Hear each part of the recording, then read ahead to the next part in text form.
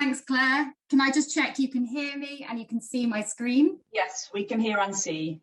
Fantastic. And the pressure, my goodness, the pressure between holding the time between now and people getting their lunch, that's pretty intense. So I'm feeling that now. I'm going to have to reference some of my tips for sure. So thank you so much, everyone, for having me and for staying tuned in before your lunch break to hear about the subject area of coping with pressure. And I really would encourage you to use the chat bar during this session. So just take this bite-sized moment on coping with pressure, these next sort of 15, 20 minutes, and really think about your own personal experiences. Everyone has to cope with pressure. It's about, and please do share those, because this is fundamentally how we're going to learn, how we're going to develop by having that shared experience. So please, I will reference at times just for you to drop in any of your ideas, comments, thoughts, your own techniques, because it all helps. So look, why am I here talking about pressure? And hopefully, for some reason I now can't move my screen. There we go. Hopefully everyone can see that. But look, why am I here talking about pressure today? And why am I first and foremost most passionate about it? And why is it so close to my heart?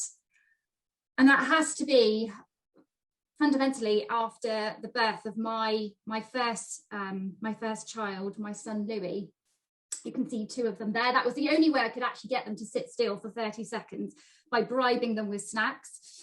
And it was actually returning to work about 3 months in, and I had this real sort of overwhelming feeling of responsibility, quite frankly. I just come back to the world of work, feeling across both my work and my home life, despite the number of hours that I was putting in, it just wasn't enough. And quite frankly, I felt like I was failing at work and failing at home. And I wasn't entirely sure why. And how that manifested itself in terms of having that overwhelming feeling of responsibility was fundamentally, I was feeling like I couldn't make clear and concise, quite frankly, confident decisions. And it was really affecting my life. And ironically, at that point in time, I was selected for a leadership program, ironic as that was, given the feelings that I was feeling. But as part of that program, that leadership program, I was lucky enough to be afforded a coach. And during that first session, the way I described it, and clearly the pressure was just getting all too much, it was really clear to see during that first session. And she asked me to describe it. And I just said, I just want all the negative feelings to stop. I just want all the negative voices, all this negativity. I just want it to stop. It's exhausting. So over the last 3.5 years, I have pretty much been on a journey of coping with pressure. And I don't have a silver bullet. I'll say that up front now. I do not have that silver bullet, but that is the critical point. It is a constant process. It's a fluid process. It's around self-care, self-awareness. And I'll take you through some of the steps that have helped me to put in an element of structure to really help me deal with those moments of pressure. Now, step one looks very action-based, but I assure you it is not. It is a very personal process. And it's not the linear, traditional, where do I want to be in 5 years? In 5 years, I want to be a CEO. I want to be the leader of the company. I want to be thrashing it out. I want to be having it all. In fact, it's quite the opposite. It is about setting up an environment for success. So if you do have a chapter in your life where you are faced with really intense pressure, you're setting up a scene that makes it at least more successful, that you will deal with that pressure. And one of a book that I have found particularly helpful, it's quite an old book. It's, well, depending on your age in the group, but 1998 it was published. But I find the guy called Kevin Cashman summarizes it so well. And it is about combining your passion. So I love the food industry. I love being part of it, how integral it is to people's lives. And I love, from a strengths perspective, my skill set is building teams, coaching people, working with others, building relationships. But specifically, I want to work in an environment where I'm sponsored, where I'm trusted, where I'm not fundamentally judged. So when I get to a position where I might have another challenging chapter, I'm at least setting myself up for success to deal with that pressure. So, this is probably not something I'd recommend to do when you're in an acute moment of dealing with pressure. Step one is not for you. This is probably something that you'll want to do when you're calmer, when you're in maybe a smoother moment.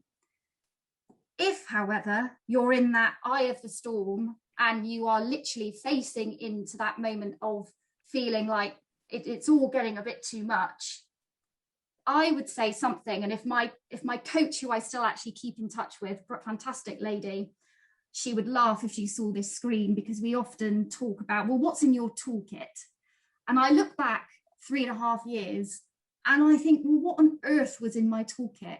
I had nothing, quite frankly, despite all the years of experience and the fact that these feelings were so alien to me, because I'd always considered myself, a relatively confident person. This was very, very new, very alien.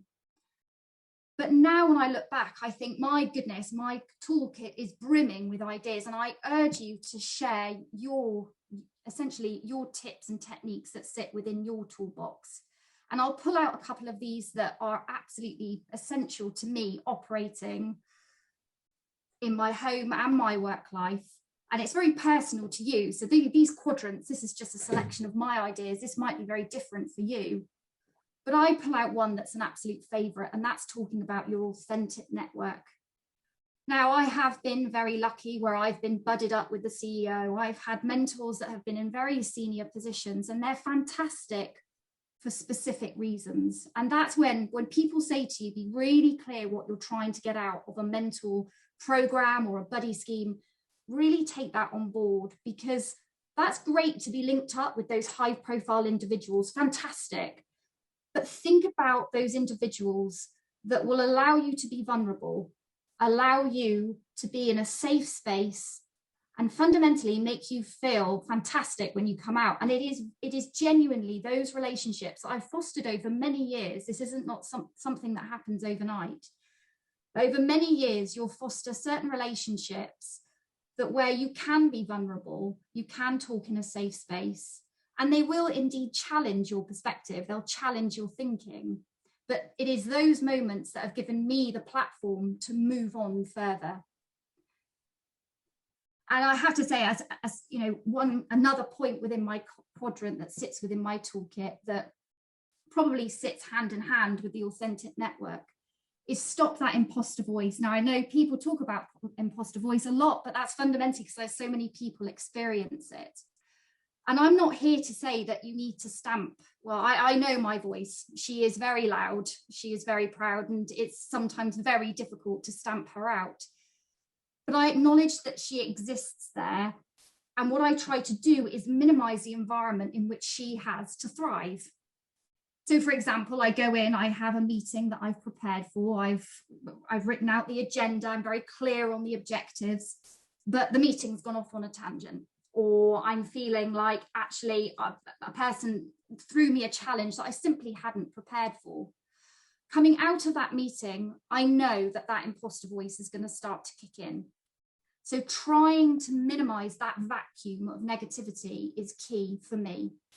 So by taking some more positive steps, such as listing out the tangible reasons why I don't think it may have gone to plan, and the tangible actions that I might want to take to learn from that experience to make sure it doesn't happen again. Or I might want to engage another member of the team who were there at the same meeting, either get feedback or try and agree a next step with them to take some positive, just inject some positive energy into that vacuum. So please do share on the chat any of your ideas that are basically those tools that you use, because no doubt it will help someone else on the group. And I'd probably say, you've got to a stage now where you've got your toolkit. I would then, it's a small step, but one that I find really helpful. And that is to identify some of those derailers, some of the things, and these are quite subtle. This is not someone in going, do you know what, I'm not going to promote you, or someone specifically who's going to try and derail your career plans. This is more about things that drain your energy. And it's, again, going back to setting up that environment for success. So I did realize that I've got Instagram on my list, and I'm so sorry, Abby, I did notice that. But we've all done it. We've gone to, I've gone to bed, and I've suddenly spent 45 minutes looking down the Instagram hole, and my credit cards had a bashing or whatever. But, is that fundamentally going to fill me up? And so if I know that if I've been in a period of time where either I've maybe not been eating that well, I've not been exercising, I've not been getting enough sleep, there's a reason for this list. And there's two reasons. One is to try and minimize some of these derailers, these energy takers. But equally, some of these things might not be in your control. So I've got a 1-year-old. Whether she allows me to sleep or not is almost within her control rather than mine. But I know that if she's been sick, which has recently happened only just last week, that I had about 5 hours sleep across a 48-hour period. And if, for example, a meeting hasn't gone quite well, back in the day, maybe 3.5 years ago, I might have been saying, but if only I'd worked harder, if only I'd put in more hours. But this time round, well, actually, yeah, you've only had 4 hours sleep.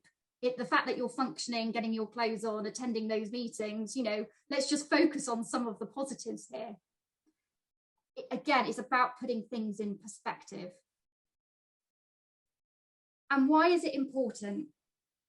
Because you probably will now get to a stage where you're clear on what are my absolute support mechanisms in place through my toolkit. What are those things that are my energy takers? And the reason why is because a very dear friend of mine, who is also mum of 2, in a very senior position, she said to me when I had Louis, she said, you've just got to let some things go, Mel.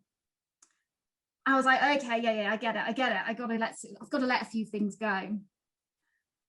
But I didn't really think about the importance of that. And there's a lot of theory behind this. My friend sort of said this and in passing, but there's actually a huge amount of business theory behind this process of being clear about what you're letting go and what are your red lines, what are your absolute non-negotiables. And it's something called the Transformation Trilogy. And there's, I'll share some of the resources that have definitely helped me. And this is another book again. And it almost goes completely against the whole, well, women are having it all. In fact, it's the complete opposite. It's about being really ruthlessly clear about what your priorities are to ensure you have the capacity to succeed. And that is absolutely the theory that I stick to about what my non-negotiables are. And some of these are more practical terms about the fact that I start earlier on a Friday so I can leave earlier to then have more time with my family.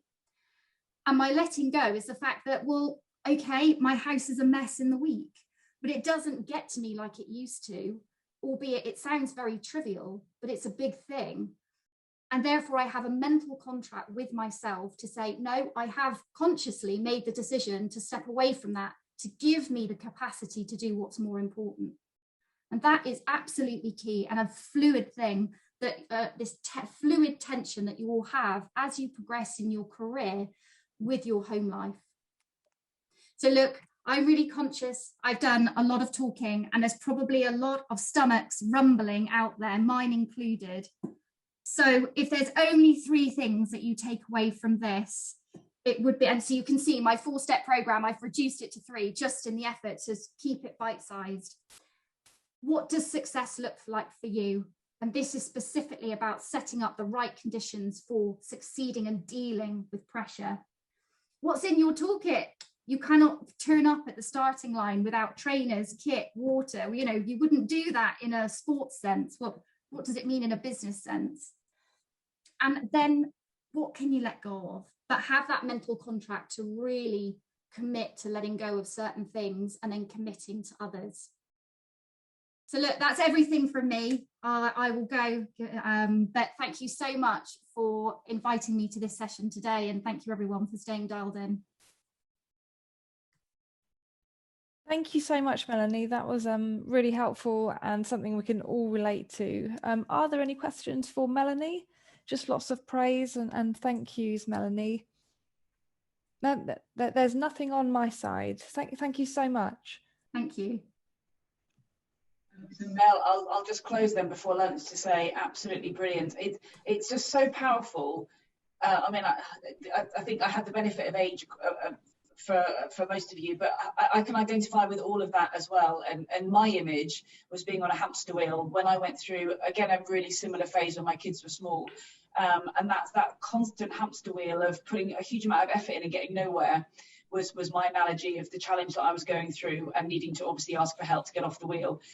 So it's just so powerful hearing you talk it through, but your solutions and how pragmatic you've been is just so inspirational and can be absolutely shared and learned by all of us. So, and again, brilliant real life examples, Mel, of how you've thrived and survived and how we can learn from your benefit of your experience. So thank you. Really, really compelling. Again, I've made loads of notes, but the fact that it is a constant journey, the fact that, you know, getting it perfect today means that it won't be perfect tomorrow, and how you continue to learn to be the best version of yourself, but even being clear on what is the best version of yourself and giving yourself permission to let certain bits go. All of that is just so important. Claire, wow, what a morning, Elliot.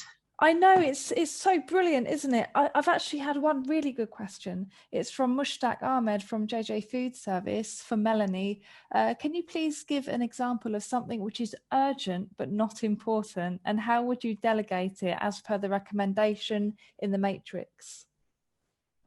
Oh, well, you will always have this tension because what your priorities are right now may be dissimilar, may not be similar to someone else's priorities. So it is that constant communication is key. It's just so key. It's speaking to that person, really understanding the urgency. I have this conversation a lot with my team to really understand, well, what does urgent really mean? And often a lot of our conversations center around prioritizing. So it can be urgent, but I would say communication coupled with prioritization is just absolutely key.